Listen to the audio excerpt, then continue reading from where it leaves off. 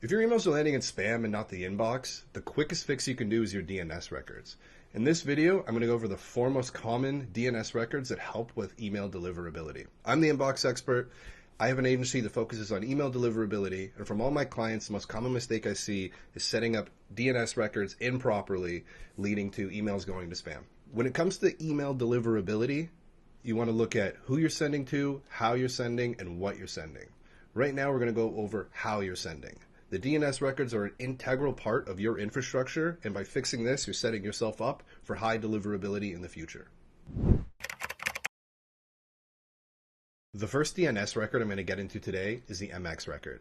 This is probably the easiest record that you're going to set up. Pretty much whenever you add your domain to any sort of ESP, it's going to automatically add to your domain registrar.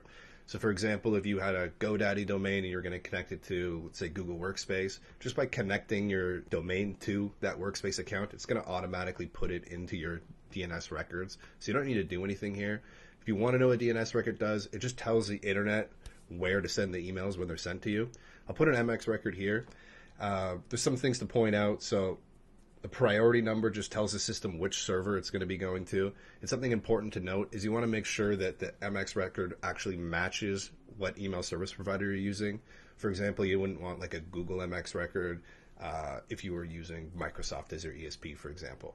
That's probably the quickest one and easiest one to do. I would go into your DNS records, check to make sure that you have them.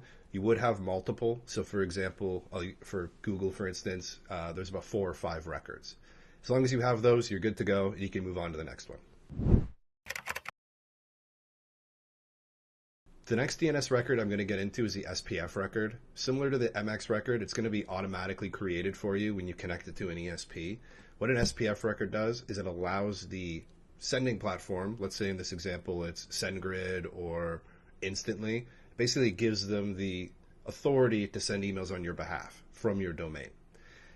You can tell when it's added, when you go to your DNS records, you should see something like include : and then SendGrid or whatever it is, so you can differentiate where that SPF record is from. One of the biggest problems I see is when people have a domain and they're connecting it to multiple platforms.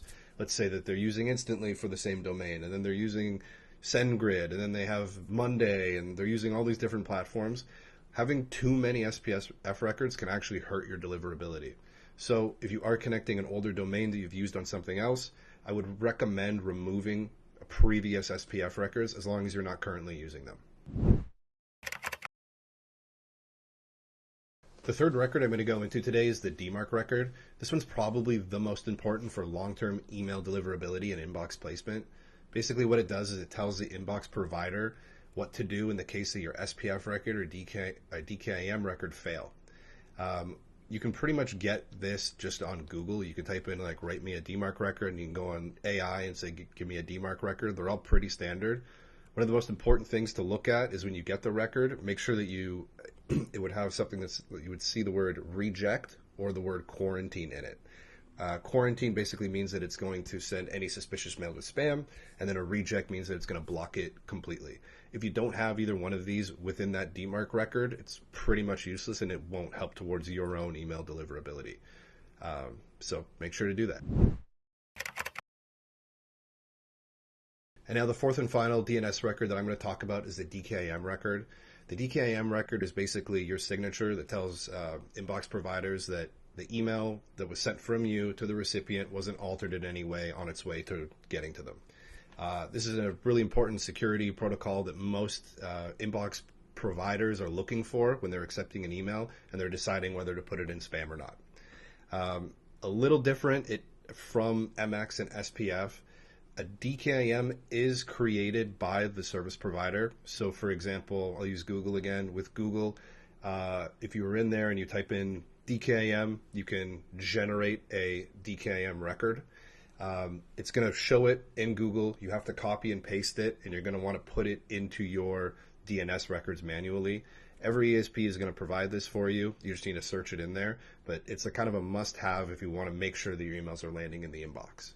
And there you have it. Those are the 4 DNS records that you must have if you want to maintain and grow a solid email deliverability when you're sending your emails. MX, SPF, DMARC, and DKIM. Now, I want you guys to know fixing your DNS records isn't going to magically have your emails land in the inbox. Like I mentioned, it's how you send, what you send, and who you send to. If you are going to be sending emails to, let's say, cold recipients and you have perfect DNS, they might still end up in spam. If you are going to be sending emails to a warm group of people, but you're sending spammy language, DNS record's not going to fix all your problems. But if you're maintaining best practices throughout all of those, combined with solid DNS records, your email deliverability should be just fine.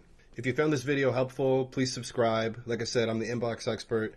I'm going to be posting more videos like this. I think another one with DNS records, I could show actually how to put them in properly in case anyone has a problem with that. And I'm just going to be covering some of the most asked questions that my clients currently have. Things like going over reputation, like on Google Postmaster, going over inbox placement tests, how to see what emails are landing in what ESP and what you should do if they aren't landing in some. Differences between cold email, infrastructure setups, and warm email like newsletter. So stick around. I hope you subscribe. More videos on the way, and I hope it was helpful. Thank you.